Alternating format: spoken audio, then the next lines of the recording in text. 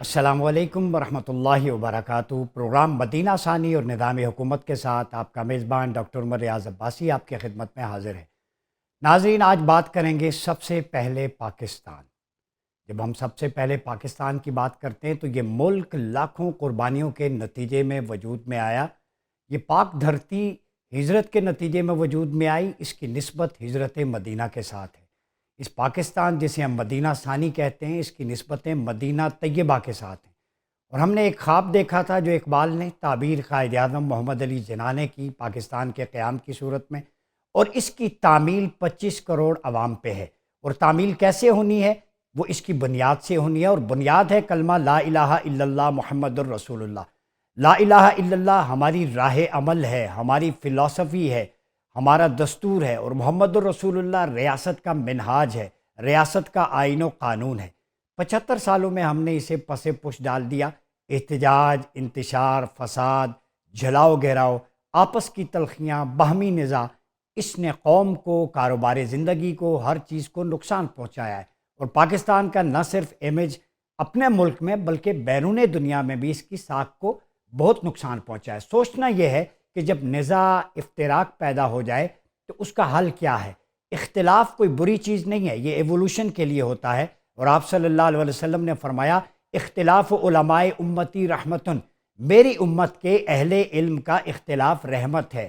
جو difference of opinion ہوتا ہے وہ بلیسنگ ہوتی ہے، چونکہ اس میں 4-5 افراد مل کر مختلف آراء دیتے ہیں، اور اس سے ایک کولیکٹیو وزڈم جنم لیتی ہے، اور مضبوط منزل کی طرف ہم بڑھتے ہیں۔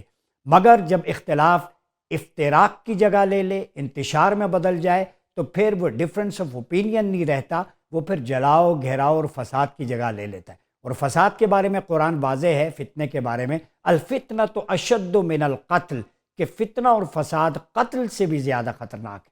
یہاں میں آپ کے سامنے قرآنک ڈاکٹرائن کی صورت میں کچھ ورسز اور کچھ احادیث نبویہ کوٹ کروں گا کہ ہم نے مل کے اس ملک کو، اس قوم کو آگے کیسے بڑھانا ہے۔ اور یہ جو انارکی پھیل جاتی ہے، ڈس انفارمیشن ہوتی ہے، چاہے وہ سوشل میڈیا میں ہو، گراؤنڈ پہ ہو، ایک یوٹیوبر، وی لاگر جس کے ہاتھ میں کیمرہ ہے، اسے سنبھل کے چیزوں کو اپنانا چاہیے۔ اگر قرآن کی طرف دیکھیں جو ہمارا دستور ہے، تو قرآن مجید سورہ النساء جو قرآن مجید کا 4تھا چیپٹر ہے، اس کی ورس نمبر 83، آیت نمبر 83 کے اندر پیرامیٹر ہمیں دے رہا ہے کہ وَإِذَا جَاءَهُمْ أَمْرٌ مِّنَ الْأَمْنِ أَوِ الْخَوْفِ أَذَاعُوا بِهِ وَلَوْ رُدُّوهُ إِلَى الرَّسُولِ وَإِلَى أُولِي الْأَمْرِ مِنْهُمْ لَعَلِمَهُ الَّذِينَ يَسْتَنبِطُونَهُ مِنْهُمْ وَلَوْلَا فَضْلُ اللَّهِ عَلَيْكُمْ وَرَحْمَتُهُ لَاتَّبَعْتُمُ الشَّيْطَانَ إِلَّا قَلِيلًا۔ قرآن کہتا ہے کہ جب ان کے پاس کوئی خبر امن یا خوف کی آتی ہے، یہ سنے پوری قوم قرآن کیا کہہ رہا ہے، تو وہ اسے پھیلا دیتے ہیں۔ وہ اگر بجائے شہرت دینے کے اسے رسول اور اپنے میں سے صاحبان امر کی طرف لوٹا دیتے، تو ضرور ان میں سے وہ لوگ جو کسی بات کا نتیجہ اخذ کر سکتے ہیں تو اس خبر کی حقیقت کو جان لیتے۔ اور اگر تم پر اللہ کا فضل اور اس کی رحمت نہ ہوتی تو یقیناً چند ایک کے سوا سب شیطان کی پیروی کرنے لگتے۔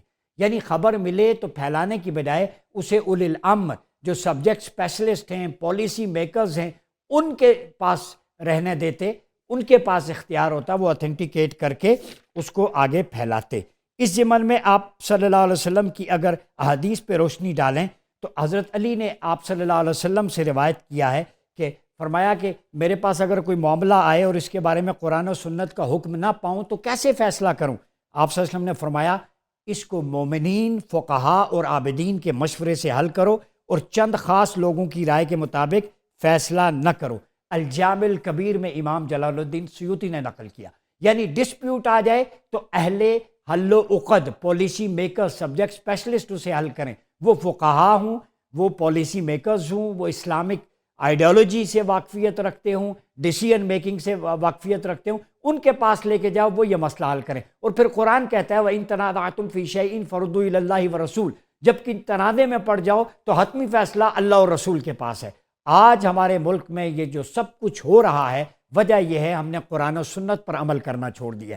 آئیں اپنے تنازعات کو اللہ اور رسول کی بارگاہ میں لے کر جائیں، اس ملک کو پھر سے گلشن بنائیں۔ یہ ملک رہنے کے لیے ہے، یہ ملک حرمین شریفین کی حفاظت کا ضامن ہے، اس ملک کی فوج حرمین شریفین کی محافظ ہے۔